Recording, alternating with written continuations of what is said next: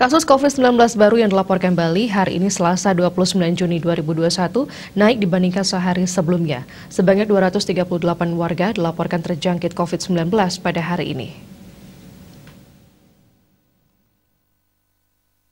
Untuk tambahan hari ini terdiri dari 192 transmisi lokal, 45 pelaku perjalanan dalam negeri dan 1 pelaku perjalanan luar negeri. Dilihat dari data Satgas Penanganan COVID-19 Bali, untuk kumulatifnya warga terinfeksi COVID-19 di Bali sudah mencapai 49.996 orang.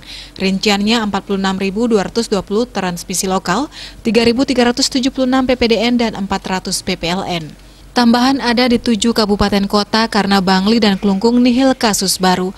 Dominasi kasus dilaporkan 6 zona oranye dan warga luar Bali. Denpasar mencatatkan 85 orang, Badung 42 orang, Tabanan 22 orang, Jembrana 19 orang, Gianyar 18 orang, dan Buleleng 16 orang.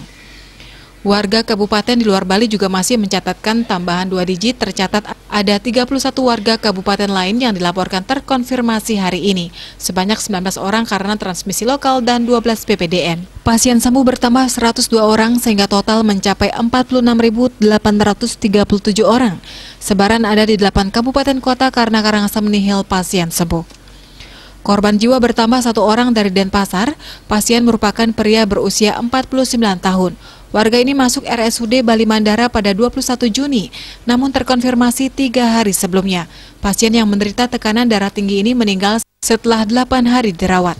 Kasus aktif bertambah 135 orang, pasien yang masih dirawat saat ini masih 1.599 orang. Bali Post melaporkan.